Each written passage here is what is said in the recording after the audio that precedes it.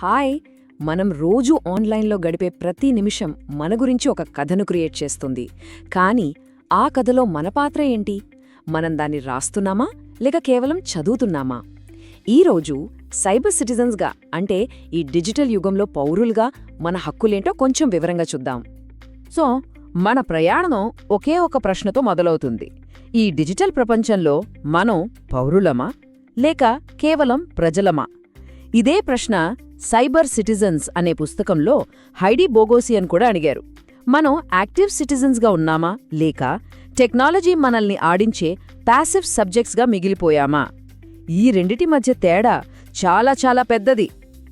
Right, మన మొదటి section ఒక కొత్త రకం పౌరుడు.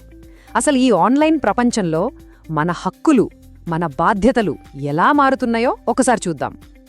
సరే, ముందు సైబర్ సిటిజన్ అనే పదానికి అర్థమేంటో క్లియర్గా తెలుసుకుందాం. సైబర్ సిటిజన్ అంటే కేవలం ఇంటర్నెట్ వాడేవాళ్లు కాదు. ఎవరైతే ఆన్లైన్ సమాజంలో యాక్టివ్గా పాల్గొంటున్నారో, ఎవరి హక్కులు మరియు బాధ్యతలు ఈ డిజిటల్ టెక్నాలజీ వల్ల మారిపోతున్నాయా, వాళ్ళందరూ సైబర్ పౌరులే అన్నమాట. ఓకే, మన నెక్స్ట్ సెక్షన్ డిజిటల్ సందిగ్ధత. అంటే ఈ టెక్నాలజీ మనకు బలాన్నిస్తుందా లేక మనల్ని కంట్రోల్ చేస్తుందా? ఈ రెండు వైపులా ఉన్న వాదనేంటో చూద్దాం. ఇక్కడే అసలు విషయం ఉంది. టెక్నాలజీకి రెండు ముఖాలుంటాయి. ఒకవైపు చూస్తే అది మనల్ని కనెక్ట్ చేస్తుంది, మన మాటకి విలువనిస్తుంది, ప్రజాస్వామ్యాన్ని కూడా బలోపేతం చేస్తుంది. చాలా మంచి విషయం కదా. కానీ అదే నాణ్యానికి మరోవైపు తిప్పి చూస్తే మన ప్రైవసీకి ప్రమాదం తెస్తుంది, సమాజంలో తేడాలను పెంచుతుంది, చివరికి మన స్వేచ్ఛకే ఎసరు పెడుతుంది. అయితే మన డిజిటల్ హక్కులకు అసలు ప్రమాదం ఎక్కడనుంచొస్తోంది? మొదటిది ప్రభుత్వాలు, ఇంకా పెద్ద పెద్ద కంపెనీలు మన మీద పెట్టే నిఘా. రెండవది టార్గెటెడ్ యాడ్స్, ఫేక్ న్యూస్తో మనల్ని మ్యానిపులేట్ చేయడం. మూడవది కొంతమందికి టెక్నాలజీ అందుబాటులో ఉండటం, మరికొంతమందికి లేకపోవడం. అదే డిజిటల్ డివైడ్. ఇవన్నీ మన స్వేచ్ఛకు నిజంగా పెద్ద ముప్పులే. ఓకే, ఇప్పుడు సెక్షన్ 3 చర్యకు పిలుపు. ప్రాబ్లమ్స్ గురించి మాట్లాడటం కాదు, సొల్యూషన్స్ వైపు వెళ్దాం. ఇప్పటిదాకా ప్యాసివ్గా ఉన్నవాళ్లం ఇప్పుడు యాక్టివ్గా, చైతన్యవంతంగా ఎలా మారాలో చూసేద్దాం. కరెక్ట్. సైబర్ సిటిజన్స్ పుస్తకం మనకు ఇచ్చే పిలుపు ఒక్కటే: టెక్నాలజీని గుడ్డిగా వాడటం కాదు, దాన్ని అర్థం చేసుకోవాలి, దాన్ని ప్రశ్నించాలి. అన్నిటికన్నా ముఖ్యంగా మన హక్కుల కోసం స్పృహతో మనం చర్యలు తీసుకోవాలి. రైట్, సెక్షన్ 4 మన డిజిటల్ హక్కుల ప్లేబుక్. అంటే మన స్వేచ్ఛను కాపాడుకోవటానికి మనమేం చేయాలో చెప్పే ఒక యాక్షన్ ప్లాన్ అన్నమాట. ఓకే, ముందుగా మనం వ్యక్తిగతంగా ఏం చేయొచ్చు? దీనినే డిజిటల్ సెల్ఫ్ డిఫెన్స్ అంటారు. అంటే VPNలు, ఎన్క్రిప్టెడ్ మెసేజింగ్ యాప్స్ వాడటం గురించి తెలుసుకోవాలి. ఆన్లైన్లో పర్సనల్ డేటా ఎంత తక్కువ షేర్ చేస్తే అంత మంచిది.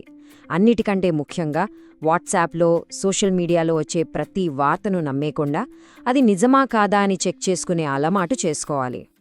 సరే, ఇక ప్రొఫెషనల్స్గా అంటే ఉద్యోగాలు చేసేవాళ్లగా మన బాధ్యత ఇంకాస్త ఎక్కువ. మనం పనిచేసే చోట సైబర్ సెక్యూరిటీని సీరియస్గా తీసుకోవాలి.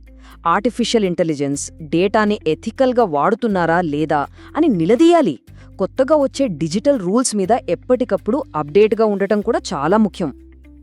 ఇక ఎడ్యుకేటర్స్, స్టూడెంట్స్ సంగతి చూస్తే భవిష్యత్తు తరాలని తయారు చేయడంలో వీరి పాత్ర చాలా చాలా కీలకం. స్కూల్స్, కాలేజెస్లో డిజిటల్ సిటిజన్షిప్ అనేది సిలబస్లో ఒక భాగం అవ్వాలి. టెక్నాలజీ సమాజం మీద ఎలాంటి ప్రభావం చూపుతుందో విద్యార్థులు విమర్శనాత్మకంగా ఆలోచించేలా ప్రోత్సహించాలి. మరి పాలసీ మేకర్స్ అంటే ప్రభుత్వాలు ఏం చెయ్యాలి? వాళ్ళు చాలా పటిష్టమైన డేటా ప్రొటెక్షన్ చట్టాలను తీసుకురావాలి. ప్రభుత్వం నిఘా కోసం AI లాంటి టెక్నాలజీ వాడితే దాని విషయంలో పూర్తి పారదర్శకంగా ఉండాలి. ఎందుకంటే అది మన ప్రాథమిక హక్కు. ఫైనల్గా ఒక సమాజంగా ఇది మనందరి ఉమ్మడి బాధ్యత. మన డేటాను ఎలా సేకరిస్తున్నారు, ఎలా వాడుతున్నారో అనే దానిపై అందరిలో అవగాహన పెరగాలి. డిజిటల్ హక్కుల కోసం పనిచేసే సంస్థలకు మనం సపోర్ట్ ఇవ్వాలి. కొత్త టెక్నాలజీ అనేది మన స్వేచ్ఛను హరించేలా కాకుండా ప్రజాస్వామ్యానికి ఉపయోగపడేలా చూసుకోవాలి. ఇప్పుడు మన చివరి సెక్షన్ సాధికారత పొందిన సైబర్ పౌరులు. ఇందాక మనం చెప్పుకున్న చర్యలన్నీ తీసుకుంటే మనం కేవలం ప్యాసివ్ యూజర్స్గా మిగిలిపోము. మన డిజిటల్ ప్రపంచ భవిష్యత్తును మనమే రాసుకునే పవర్ఫుల్ సైబర్ సిటిజన్స్గా ఎదుగుతాం.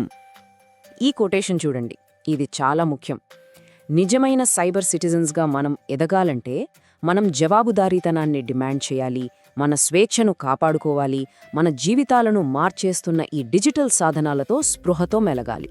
సో సింపుల్గా చెప్పాలంటే కాన్షియస్గా ఉండాలి. మరి యాక్టివ్ సైబర్ సిటిజన్షిప్ అంటే ఏంటి?